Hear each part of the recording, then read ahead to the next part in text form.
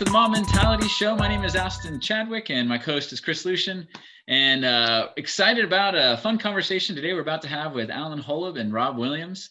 So I'll have them introduce themselves, but we'll be talking about no rules for mob programming or product development in general. This basically started as a Twitter conversation between us and Alan and Rob, where we were talking about mob programming rules or roles or a pattern of some sort, and it got quite lively. So I'm like, let's turn this into an episode. This should be fun. Before we dive into that topic, though, Alan, go ahead and introduce yourself, and then Rob afterwards. Well, I'm Alan Holub. I wear both the architect and the agile guy hat, and the two are pretty tightly connected in my mind, so I can't really tease them apart. I do a lot of consulting on those topics, both with companies that are already good and want to get better, and companies that are not good and want to get good. Mostly in the agile process stuff, though lately I've been doing more architecture than in the past, mostly around the incremental architecture areas, about how to design things so that you can build them incrementally. This is domain-driven design, that kind of stuff. And I'm active on Twitter and LinkedIn and places like that. We should put my Twitter handle up at some point, but that's the best way to get hold of me. So that's me. I've been doing this since dinosaurs roamed the earth, so I have a lot to talk about. Speaking of which, that's one thing Alan and I have in common. I've been programming since the 80s, started with C++, did Java for a long time, and have become polyglot in the last couple of years, doing new stuff all the time, programming in multiple languages per day. Did swarms back in the 90s, so I was always interested in the idea of getting everybody to work on things, but we did that as kind of a tactic back then. The idea of just doing it as the primary really seemed appealing about a year ago. So we've been doing a lot of mobbing now on my current team. I personally love it. I have had people on my team who I've had to kind of talk into the boat or keep from jumping out of the boat. And I make arguments a lot about there's mobbing and there's caveman. And so I'm constantly trying to keep that argument fair, not just an attack on the things that are wrong with mobbing. But I love it. And I think one of the things we were talking about in that thread that was really interesting was Alan's been on Twitter for years talking about how did Agile get hijacked? How's a lot of that messaging gone wrong? And I think I jumped into that thread to say, for God's sakes, let's not let the same thing happen with mobbing. Let's not turn it into a nitwit set of rules that if you didn't do them exactly right, you're going to be shamed and told you're not a real mobber and all the other silly stuff. Yeah. No, that's a great introduction to the topic. And I think, so from my perspective, it's pretty interesting because mobbing's been around quite a while now. We're coming close to the 10-year anniversary, I think. And so there's been different September, teams. I think. What's that? What's that? Be, sometime this, between September and December of 2021 will be the 10-year anniversary of the mob programming, sort of like calling it mob programming and talking about it at conferences and stuff. Oh yeah, fun. So what I've only been in the world a few years now, but what I've noticed is that a lot of teams that, you look at a lot of the books, you look at a lot of the talks by Woody and Llewellyn, and almost everyone does two things. One, they make a mob timer themselves. For some reason, everyone does that. And then the other thing is they start developing, and at least someone kind of takes on the anthropologist role and starts documenting experiments or patterns they've seen in the mob. And I think, and you know how tough Twitter is, right? You only have so many characters in a tweet. And so you say like, oh, here is the driver navigator. And it sounds very rulesy, like, oh, the driver types and he doesn't talk, or he only listens or only asks questions and the navigator speaks. And I think, publishing stuff like that can sound very rulesy in the bad kind of way. And I guess maybe that's what I'm here to talk about. When is it good? When is it bad? Where's the line, I'm actually writing a mob timer. So That's awesome. There we go. Well, the reason is because I couldn't find one that did what I want, right? I want one that works in a remote world where the entire mob can share a single timer. Yeah. And the stuff that I'm finding is not really doing it. So the timer is like, you all agree we're going to stick on this for another 20 minutes, and then it runs while the mob's going, or yeah, that kind of timer. And ideally it's like a Pomodoro type thing. Well, Pomodoro helps to mix Pomodoro into it, right? It's like not force people, but recommend that they have breaks once you go one time around the loop. Sure. And that kind of thing. But mostly it's a matter of everybody having the same timer in front of them. Yeah. And to do that, you need something on a server, and all the mob timers I'm finding are just running full JavaScript on the client. And that's no good. The other thing that's really cool about that is and having done a lot of mobbing recently, I think that time really is important, and time in other systems like Scrum is so phony most of the time. It's like, we're just going to put phony time boxes out. The iterations in 2 weeks, it's a train, it's leaving whether your piece is there or not, whereas timing and mobbing, a lot of the times it's like a lot of things are going to come up, and you just have to stop and keep asking yourself, are we still on the right path? Are we solving a completely different problem? Should we refocus on the use case, et cetera? So I'm really interested in integrating that with some tools too. Well, yeah, that goes back to what we started with though, right? Is that the time thing, right? Is that one of the things I see go wrong is people saying, well, we must have 7-minute intervals or whatever it is, right? They decide it. And then they do that as if there's somebody with a whip standing behind them who's going to beat them up if they go over their minute. And so I see stuff happening because of even rules as simple as that one, right? Yeah. It's people stopping in the middle of things where they should just keep going for another minute or two to finish it up before they swap drivers. And they won't do it because the timer went off. And I think a lot of this starts with people who are just starting and they don't have any help. They don't have anybody sitting down with them who's done it before and give them some guidance.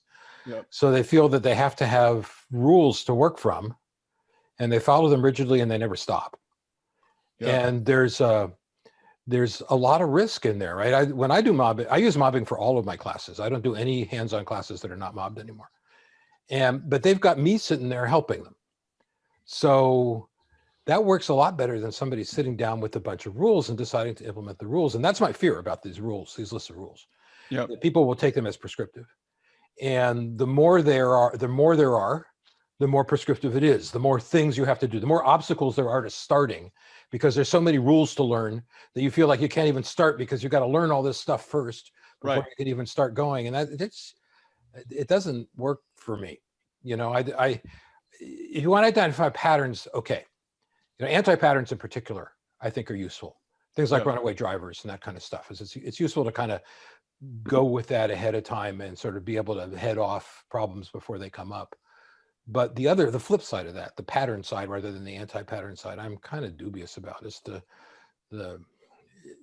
least if it's too formal. Yeah. Right. So what got me started in that Twitter thing wasn't so much that people had rules, but that you were formalizing them onto a wiki. And once they get formalized, then they're fixed and concrete in some people's minds, and I really hate that. Yeah, I think you can say the same thing about code design pattern, because I was a guy just the other day that was implementing design patterns just because they were in a book and had no idea what problem he was solving while implementing that design pattern. And so I find that many people will identify those patterns and kind of take them as doctrine and try and implement them without knowing why the pattern exists. Yeah, well, to an extreme, right? As I remember, what was it? It was probably the Head First Pattern book, one of the second generation design patterns books.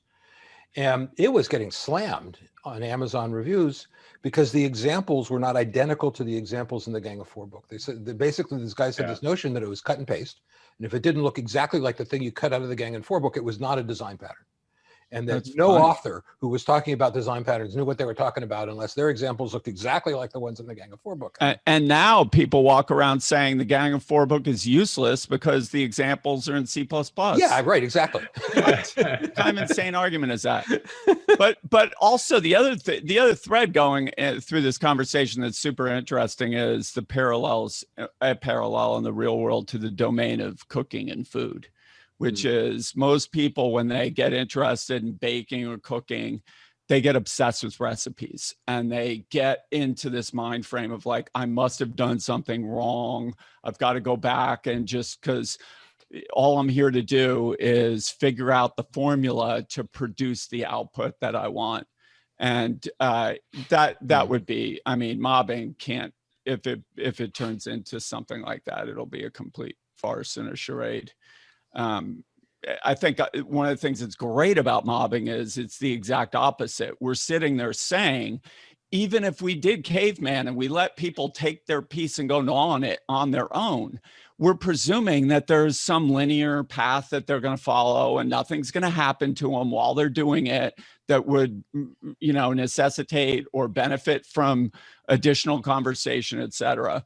To me, if you're going to argue, when people come in and say mobbing's ridiculous because you have two people doing something that one person could do, it's like, well, probably what's ridiculous is your concept of what that one person could do. Because yesterday in the mob, we were working through a step function, an AWS step function. Those things have been around for a really long time. We're using an article. It turns out this article has references to functions that have been deprecated for a while, and yet we couldn't find any other step functions implemented in TypeScript. So we're essentially sitting there rewriting it and updating the code to it. Now, in this linear world, you're not supposed to, there's no accounting for any of that. You should have just been able to go over there and implement the function. So I think the idea in mobbing is the exact opposite. There isn't a simple recipe. You're not just going to go combine the four things and have a loaf of bread pop out.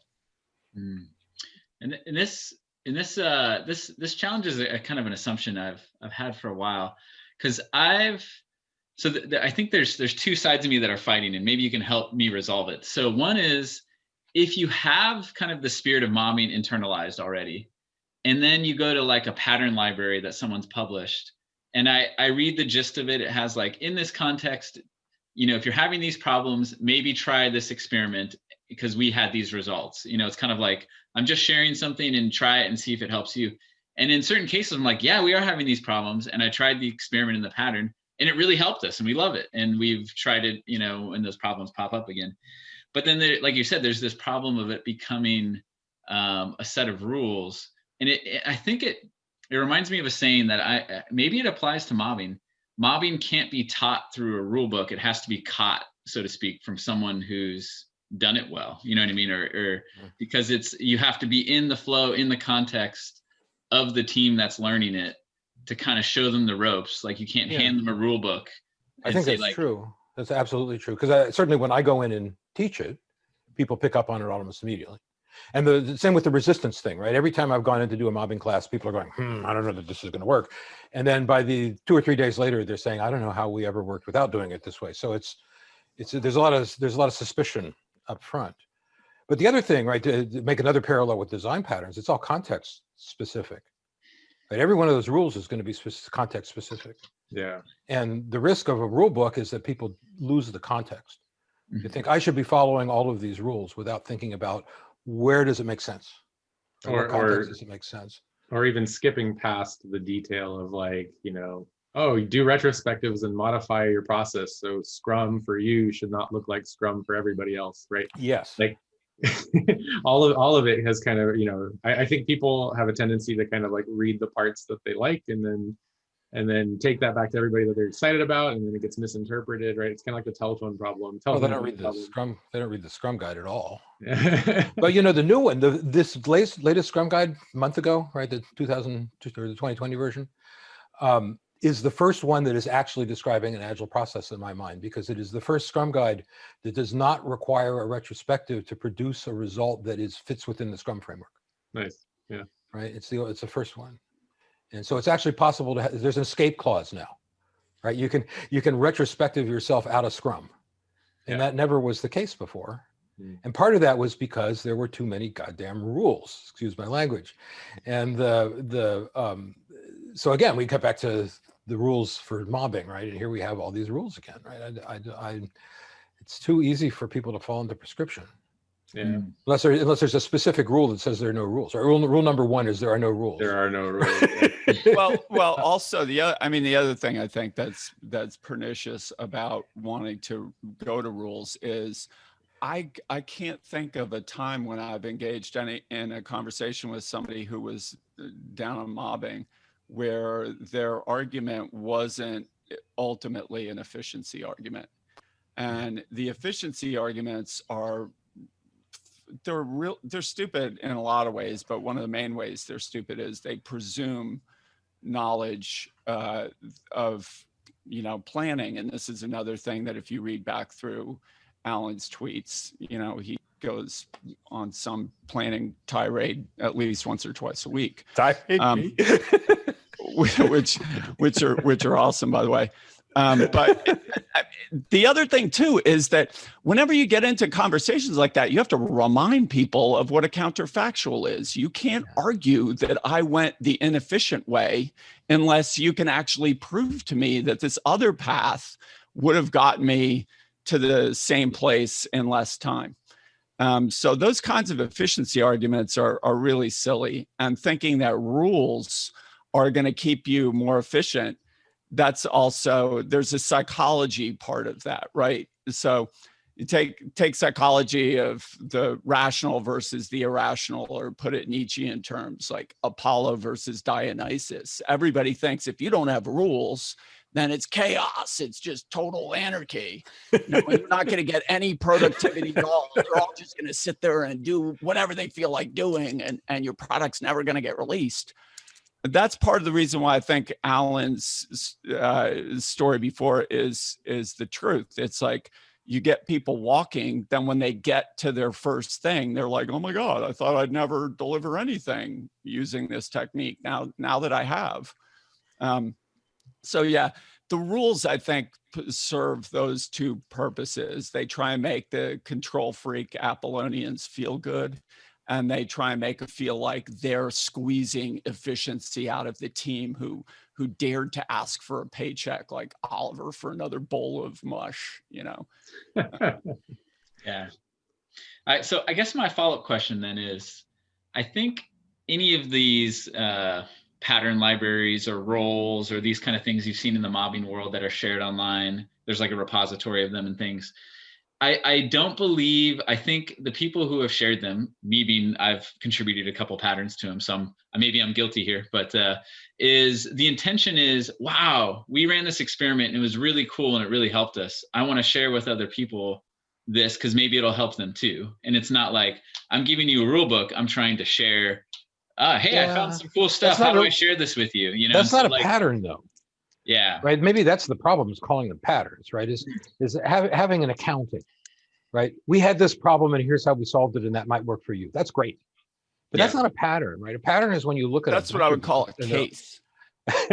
Yeah. And case a pattern is you have a bunch of groups, all have the same problems, and there's a category of solutions that solve that problem in all cases. That's a pattern. And that's not what you're calling patterns. Patterns are discovered, they're not invented.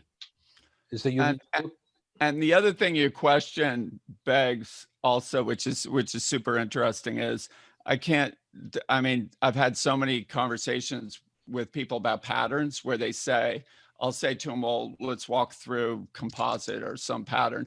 And like, well, I didn't memorize them. And then I say, well, how do you use them? You wait until something happens and then you pick up the book and go through all 23 of them and see which one applies. It doesn't make any sense. And the Alexander thing in the beginning, it's a pattern if you learned it and then you start to recognize it in the environment, right? So I think there probably are patterns in mobbing, and I think that is an interesting question. But I agree, a case and a pattern are not the same thing. A specific problem is a case, and a case database is fantastic. I mean, it's like a Stack Overflow type thing. The I ran patterns into are us. probably the similarities between all the different patterns that have been published. Patterns might be in the similarities, yeah. If you put together all of the cases that were addressing similar problems, Yeah, Mm, yeah, and then you saw a commonality in the solutions, then you'd have a pattern. sure. that's in Yeah. essence what the Gang of Four intro says, is we got talking with each other and realized that we had similar experiences that recurred again and again, like decorator. Yeah. So I mean, like for example, the one, let me think of one. For some reason, the one that always jumps out to my mind is like a my turn for learning pattern, which is where you have some people in the mob who, if you're doing a timer-based navigation, like timer driver navigator type pattern, there's some people in the mob who are completely new, like have no context to the domain, or completely new, and so they're not able to navigate. And so the pattern says like, oh, well, something you can try in that scenario when it comes to them and they're just like, I have no idea what to do, and then they just defer to someone else to navigate, is you say, hey, when it's your turn to navigate, just ask questions until and then to learn more. And so it's like a learning session every time it's their turn to navigate, right? And so Yeah, but that's is that the best way to learn? I don't know. So it's not saying it's the best way to learn. It's like, hey, this has helped us in some cases. And so sometimes we've used this pattern case, I don't know, and it's helped us, and other times it hasn't helped us and we got rid of it quickly. Yeah, but that's really context sensitive, right? People learn in all sorts of different ways. Yep. And you really don't want that context swap in there where you go from working to learning to working to learning if you're not learning things that you need in order to get the work done, right? There's a big context swap there. I can see all sorts of downsides to that. There's another interesting thing in that question, though, which is I was going through one of Feynman's books last year, and he talked about when he was put on a commission to understand what happened when the shuttle blew up, that he went over to JPL and they wanted to just dump all these books on him and tell him, here, bring yourself up to speed. And at one point he said, are you guys crazy? I've got like a week. How is that possibly going to work? So instead, what he did was he sat down and he started trying to talk through his understanding. And then as he got to holes, he would ask questions. And then they would say, oh, well, this guy, Bob, is the dude who worked on that part. Let me go get him. And, Feynman, of course, is making the argument in his book that worked in a way, but he makes the broader argument that is self-directed is a good way to learn, especially when you're learning in a deficit situation where there's a lot of people who know more than you around you, but they also have a shared conceptual understanding that you don't have. So, I mean, I think that's a pattern that could definitely benefit. By the way, also, I think learning is a great argument to use against caveman, because if you're doing something like that step function thing yesterday, and we finally wrestle that thing to the ground, either if we do it in caveman, we end up in one of two awful situations. We now have one person on the team who knows how to do it, or we end up deciding that whatever it took to wrestle the pig to the ground is useless information. We're ready to discard it and move on and just hope we don't encounter it a week from now. Whereas in the mob, we do it together and we all come out the other side and we talk about it. This morning, that was one of the first things we did. We talked about what we thought of some of the things that, it ended up taking to get that thing to work.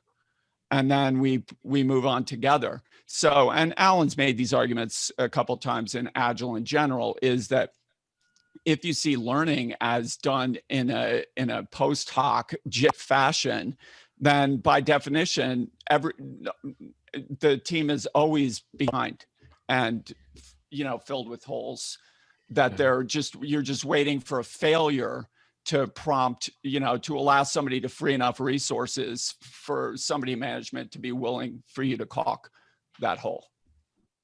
Yeah, and there are solutions to that too, right? Are you guys still doing a learning hour every day? That's something I learned from Woody, which is a great idea, right? And but that focuses, right? It lets you get ahead. So it lets you decide on something you don't know as a group and you think would be interesting to learn about, and you as a group learn it. And you're not waiting for the necessity to know it, right? You're not waiting for the crisis, before you start having to then put things on hold in order to learn something in order to solve the crisis. It's a Yeah, actually, approach, right? So getting back to where we started, right? If you have this pattern, that's the I don't know what you would call it, the slow learner pattern, where a navigator decides to learn during their time slot. Yeah. And then people start saying, well, this is the way we have to do it then. Your host, right? No, definitely not. Right? Yeah. So it can't be prescriptive, but you know, so I think like one thing that the patterns libraries, quote unquote, and have really helped with that I've seen, and this is specifically to the mob programming RPG, is that there's kind of like different levels, and it's like, okay, learn, you know, how to drive and how to navigate first, right? And then kind of graduate from there.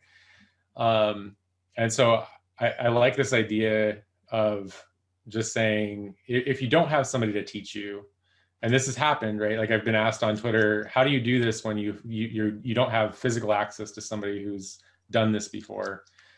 This was before everything kind of went remote. But you know, kind of the idea there was like, hey, try playing this RPG. It has a couple of things in here that you might. Yeah, but I don't like games either. I'm not a big yeah, sure. You know, and the just watching a team mob effectively is not a bad thing. Yeah. And there's not enough of that, right? The stuff that you guys are doing with the occasional sort of public mobbing sessions, that's good. Yeah. But just recording those and having a library of, here's a bunch of teams mobbing in order to solve specific problems, watch them. That doesn't strike me as bad particularly, right? And in fact, it's pretty good, right? Because you get a feeling for how it all actually works in practice. I think that's one of the reasons why YouTube is just a freaking unstoppable juggernaut. For God's sakes. I mean, people who used to watch shows all the time, you know, I finish the news and a lot of times I'm watching a guy repair his washing machine 1 minute.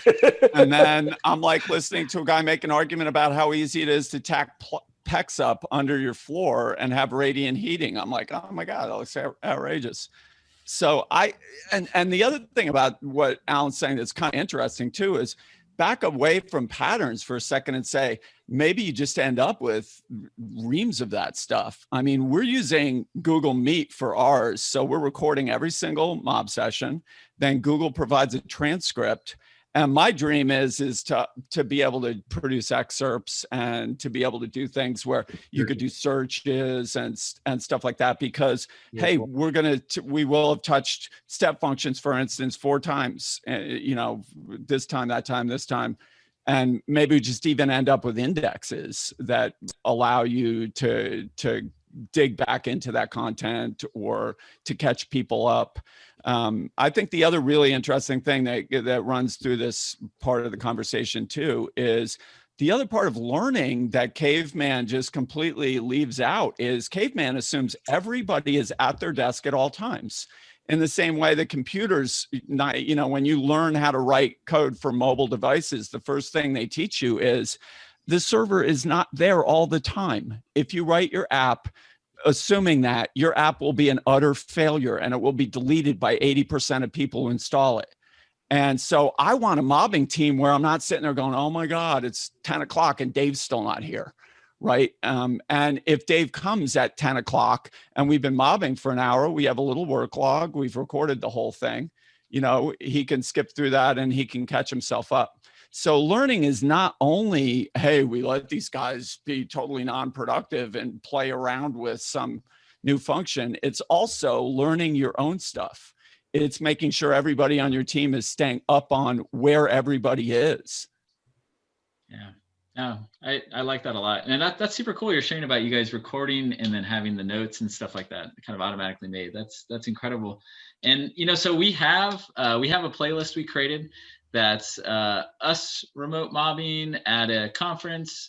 It's Canton Coders that has Woody in there. It's got some from Llewellyn and then some from the remote mob programming.com guys or .org guys. And so, and I think no matter what it is, I think the heart of it feels like to me is, I guess, the word rule versus case or experiment or something like that, right? Because you could even watch one of these videos and be like, okay, unless we do it just like Woody did or just like Llewellyn did, we're doing it wrong, right? And so And so I feel like you said at the beginning, it has to start with rule number one is there is no rules, right? And no matter you're not doing it wrong, and you're not a bad person, yeah. right? Because as soon as you approach it with that less rule mindset, then you're good, right? You're like, okay, I'm seeing someone else's experience, and maybe this is something I'll try. Maybe it'll work for us. Maybe it won't, And so I guess I don't know how to communicate that. What's the best way to communicate that before you share anything? Just state it always at the beginning of every tweet or every article or every video. How do you? Or maybe disarm, like I said, disarm some of the reasons why people want rules. Just go straight at the Apollonian arguments, go straight at the efficiency arguments. I mean, and plus on the plus side, there's a lot of things that mobbing does that you're never going to get out of caveman. Like when I watch some people on my team code, I have mad respect for them. I'm like, that dude is an artist.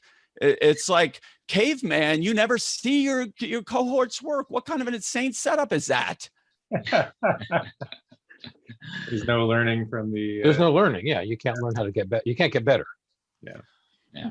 And the other thing too is I'm like, okay, so let's not just totally call for anarchy, but I also believe that the future of work is going to be more like people working where they want to work. I mean, we're seeing a lot of things on Facebook now where people, on Twitter now, where people are coming out and saying, there's just, if you had a reason to be an employee at Facebook, it's gone. Get out of there, and the same things after yesterday, yes. and why are people working in these gigantic organizations? Because they offer benefits and they pay high salaries, et cetera. But programmers are some of the least money-driven people on the planet, and especially good ones love doing it. And I really feel like mobbing is going to seduce those people. And if you said to them, come mob at this company, you might get paid 15 or 20% less, they would do it in a heartbeat. Or if mobbing just becomes like, I personally think a lot of the workplace things that have cropped up like Upwork are kind of dystopian right now. Alan, I don't know if you've looked at Upwork, but I can just projecting Alan's Twitter feed into Upwork. I will look at it and then rant about it. The swiftness of the gavel coming down. But yeah, it's not the future of work I'm guessing Alan would want. It's certainly not what I would want. But imagine a future of work where we're all just, I might decide to join a mob with you guys tomorrow because you're doing something that sounds fascinating. And comp is maybe, in tokens, or you're going to pay me or whatever. And then I use the tokens I earned that day to do my own mob 2 days from now on something else. And I've got 8 slots and I attracted 20 applications, something like that. Wow. Yeah, that would be super cool. Yeah. That's kind of like Chris and I have speculated in the past, like what would it look like if you've heard of the FAST framework or something like that, where it's basically at the beginning of the day, there's like, okay, there's these 8 things to work on, go split up and figure it out. And then so people decide every day which mob or pair to join to go figure something out, what that would look like, as opposed to being like, oh, I'm on this team and this team has this backlog, right? Or of vision that they're working on. So yeah. So that's one. I've thought of that a lot, and I've thought that's also potentially a way to scale mobbing. Would be that maybe as your team grows, you have people who are essentially competing, in a mild form, right? Because like you're attracting more people to your mob because your stuff is more interesting and you're doing a better job of facilitating, and you're the flow is better. And that's not really, that's the way some organizations have worked in the past. Like at JPL, for instance, you might be on a project for a while, but if your project ends, you essentially go to the cork board. And but that's JPL and the MIT Media Lab is another example. Those are, I think, almost perfect environments for creativity, right? When people have that kind of flexibility. And you hardly, if I were to well, maybe I will do it on Twitter just as an experiment, but if I bring that up on Twitter, I can guarantee you that I'm going to get attacked by all the people saying, well, in the real world, and all of that crazy corporate stuff about this is the way we do it in corporate America, and that's the only way you can work, and it's not like this.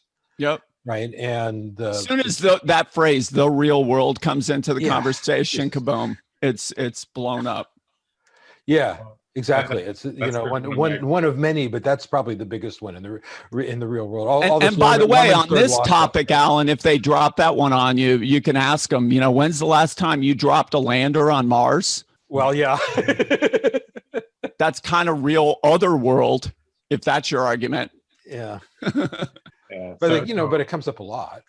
Yeah. And the cavemen are the people that are most that are most like that, right? They're the thing about the caveman argument is that they're always the ones that hate mobbing, and they're always the prima donnas, right? The ones that hate mobbing the most are the prima donnas on the team, who see themselves as the team lead, who see themselves as the one expert that's holding everything together, and they order their minions what to do, right? And it's like, talk about an anti-pattern, right? That's a huge one, and it stops. That sort of attitude is encouraged by most companies, and it stops the sorts of things that we're talking about dead in its tracks. Is well, you guys, I'm sure, saw that thread that went bananas on Twitter last week, where that CEO came out and crapped on front end developers, and then it just turned into like tribal. But that's exactly what you're talking about. It's like that guy, the guy who hates mobbing, the caveman, is the guy who's like walled up inside some little cocoon somewhere, convinced that the work he's doing is totally critical. And sure, you can't click on it, but come on, just get one of your minions to put a lousy HTML page out there. That's below me. Somebody else can do that. Yeah. Well, Chris, you were going to say something. Go ahead. Oh yeah, I was saying, like, that whole in the real world argument, right? Like, I think one of our goals, where Austin and I work, is to be that real world example of how it can be different, right? And so I think it's important for people to talk about what they're doing that is outside of the norm, that is working better than what. Well, certainly, that time lapse video at Hunter with the 6 teams, the second one, not the first one, but the second one. Is pretty valuable for that. People say, well, we can't do that in the real world. You just plonk that down and say, here. Absolutely. And it's hard to argue with success. And yeah. And I think, Chris, I don't know, so maybe we need to make a remote version of that video now. Oh, absolutely. Wouldn't be a bad idea. I'd like to see less it. Grandiose, but maybe if we had every single screen recording at the same time and showed it from a standpoint of remote mobs, because now I think we hover between 7 and 8 remote mobs, and it works really well as far as it just works really well. Everything's really fluid. I think that it's easier now that there's not physical travel distance between locations on our campus. The actual collaboration across the entire organization has increased with remote. So, I'd say the difference between before and after remote, we've actually gotten more effective because we can get access to the people that are usually have, a few streets ahead of us before we can actually get to them. And that's been really cool to see.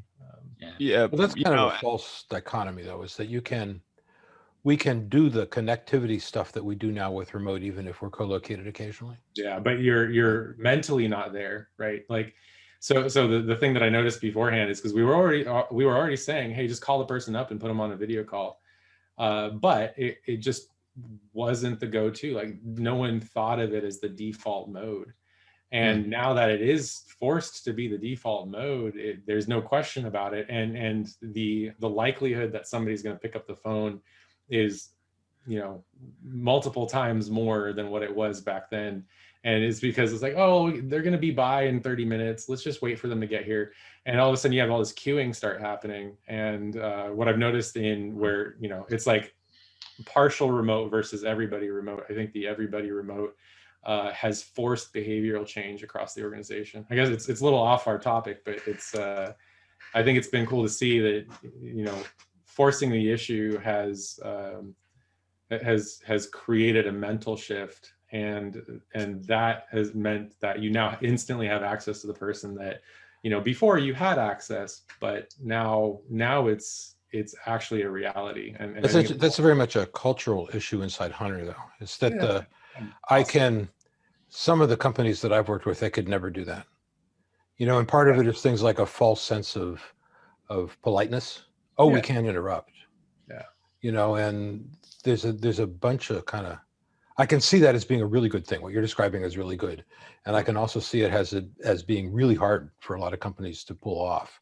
Culturally speaking, like before we started mobbing and the kind of the first day we started doing stuff like that, or even when I just first started there, you know, one of the developers had basically said, oh, we don't talk to that person because we can't, you know, we don't really talk to them. I'm like, well, they're just a couple cubicles away. Like, we should just go. Oh God. And so I think that actually exists in a majority of organizations. And I also think that it's kind of like, it's just fake, right? And so I think kind of just round out this idea of like, how do you grow mobbing without patterns out there? I like this idea of like, most of mobbing growth that I've seen, just anecdotally through these interviews and things like that, has all been kind of organic, right? It's like, hey, I'm going to invite this other person who's never mobbed before, and I'm going to invite that other person who's never mobbed before, and then those people invite other people, and so it's kind of had like this, you know, sort of geometric growth over the last however many years of people showing other people what it's like to. Which is sort of an argument against doing it remotely, right? Is that I've been many times on site working with a group, and somebody walks down the hall or whatever, if it's a big open office, they just walk down the aisle and they say, what are you guys doing? Yeah. And I'd say, come over, join us for a few minutes, get a that feel can for it, work. right? And then a day or two later, I'll walk by their desk and they're mobbing. Yeah. Right. And there's a lot of diffusion of information that comes from these sort of ad hoc encounters, right? Yeah. That if you're mobbing online, you're not going to see it. If you're mobbing remotely, you're not going to see it. But right? that's also potentially an opportunity, a solvable problem. But the other thing on what Chris was saying that's kind of interesting too is, you know, the mythical man month, which I'm still, you know, heartbroken that there's not an audio version of it because I'd listen to it once a month. But one of the things he talks about in there is, you know, what always happens at an organization that doesn't want to change is eventually they're forced to, and then they come up with the idea, let's put a team on this. And immediately you have the two cultures problem, which is what the Tracy Kidder book is about, right? The two different teams that were going to make the 64-bit computer that was going to compete with DEC. And the two cultures problem is a disaster. That's an unsolvable problem. And so that's the other thing about mobbing is I think that's one of the whenever we started this conversation with what went wrong with Agile, why did it get co-opted and turned into a bunch of nitwit rules and a certificate mill? And that's part of the answer, is that the guys who didn't want to change co-opted it, and they want to make a little group of Agile within the gigantic waterfall, you know, overarching structure. They want to just put it on a little shed on their, you know, surf territory and say, okay, we're Agile. We did that. And, you know, I think mobbing has to be, I can't see, you know, it can't be contained within an organization that continues to do things caveman. I think you're right. I don't think any of this stuff that we all talk about all the time can happen in a split culture. Yeah. And it's the biggest problem, right, that I have, certainly as a consultant when I come in, but everybody has, which is a company where some part of the company wants to keep doing things the way they're doing now, and they see Agile as something that you can do in some little tiny corner without any kind of real support or help, as it doesn't work that way. And they have some power, so they basically, it ends up being a standoff. It's not a standoff at all. They just prevent agility from happening entirely. Yeah. And you get more and more lip service over time and less agility. That sounds like a good title for another episode. I think we're very close to our time box. Actually, I think we might have exceeded our time box. But this was a really great conversation, guys. Thank you for being on the show with us. It's been really great to have these discussions, and we'll keep Twitter active, and we'll keep doing the show. Yeah, Austin. I was just gonna say, well, we want to give them a chance to plug anything before we close, if that's cool. And the one thing I wanted to close with was got to talk about how not to frame mobbing to turn it into a rule book or a cult. I think that's what you called it, Rob. So that was good. And also, I think embedded in there were a lot of agility things and how to maybe make the case for mobbing and to do it with as much kindness, consideration, respect, but also critical of to the ideas against agility and mobbing. So I think that was fun. So thank you for that. Rob and Alan, is there anything you'd like to plug before we close? Not a whole lot. I had a long agility video series that I started and then petered out on, and it's coming back together. So that should be done in a month or two, actually, at the rate I'm going now. So if you're interested in that, log on to my website on holub.com and sign up for the mailing list. There's a subscribe link, and I'll send you a note when it's available. And of course, if you follow me on Twitter, that's the best way to both keep on track and also get hold of me. So. And get involved in these discussions. Absolutely, the more the merrier. One of the things that I do on Twitter very consciously is that I see it as me running a discussion group, not as Twitter, right? I kind of want to throw out some topics and get people to discuss them because interesting things come out of that, and I learn a lot, of course. Absolutely. That's a thing to do. How about you, Rob? No plugs from me. I'll plug my as yet unwritten volume on mob philosophy, which is definitely coming up on my radar. As it might encompass everything from political action and anarchy through us finally throwing off the yoke of serfdom. 600 years after the medieval period ended. But I totally enjoyed being on. You guys have a great channel. I'm going to catch up on some of your playlists. Fantastic. Thanks for sharing. Yeah, and I'm guessing there'll be an appendix with all the mob rules in that book. Mobber and super mobber. We can look for it. We can look for it on the on Amazon. All right. Well, I'll use that as an opportunity to ask all of our viewers to share this episode with anybody that you think it will be personally impacted by it. And thanks for joining us. And Austin, anything else? Nope. All right. So bye, everybody. Thank you. Mob well. See ya.